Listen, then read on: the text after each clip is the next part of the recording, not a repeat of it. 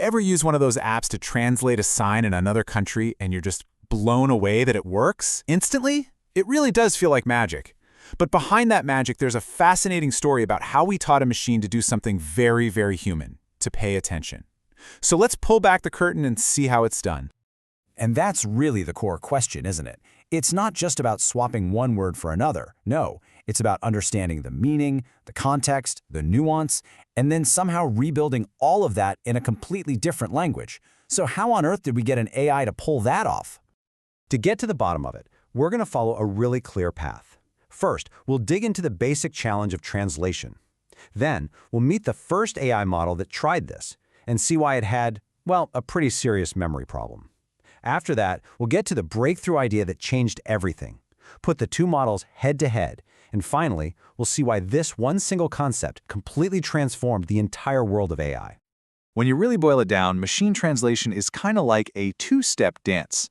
First, the machine has to read and understand the original sentence. Then, second, it has to generate a brand new sentence with the exact same meaning. It's all about encoding meaning and then decoding it.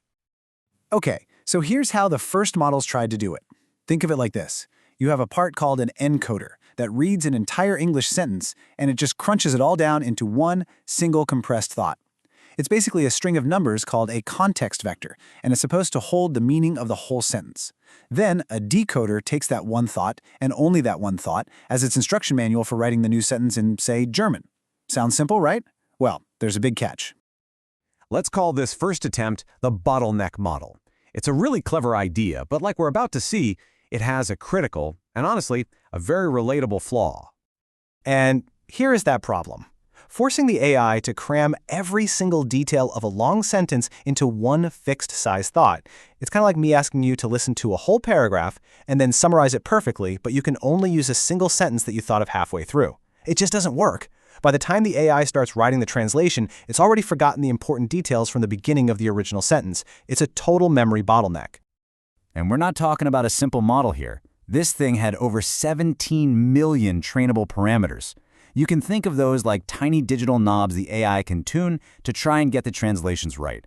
But even with 17 million knobs to fiddle with, it just couldn't overcome that fundamental memory problem. So how do you solve a memory problem? Well, you give the AI a notepad. This next idea wasn't just some small improvement, it was a total revolution in how we thought about machine intelligence. This is the attention breakthrough. What's so amazing is that the solution is built on a really simple human idea. Instead of forcing the decoder to rely on that one single compressed memory, the attention mechanism lets it look back at the entire original sentence at every single step. So as it's about to write a new word, it can pay attention to the most relevant word from the original text. It's just like a human translator who keeps glancing back at their source document to make sure they nail the next word perfectly. And right here, this is it. This is the actual line of code from the project that makes it all happen. This single command is the magic sauce. It's the instruction that tells the model, hey, hold on, before you write the next word, stop and pay attention. So what is that bit of code really doing? It's just asking a simple but incredibly powerful question over and over again. For every single word it generates in the new language, it first scans all the words in the original one and asks, okay, which one of you is the most important for me right now? This lets it focus its attention. Now, adding this notepad ability did make the model a little more complex. The number of those digital knobs, the parameters, went up to just over 19 million. So for a small bump in complexity, the big question is, was it worth it? Okay, let's get to the good part. Time for the showdown. Let's see what happened when we put these two models to the test. The results are, well, they're just staggering.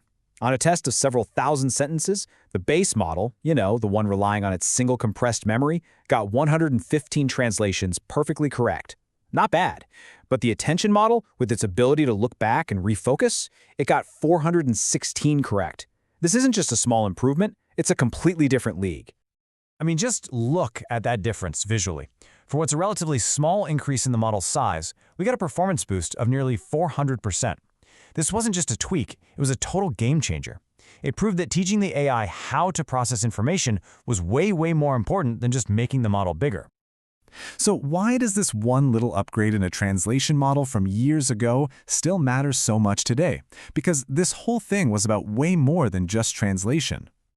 And here's why it is so important. The attention mechanism was the key that finally unlocked an AI's ability to understand context.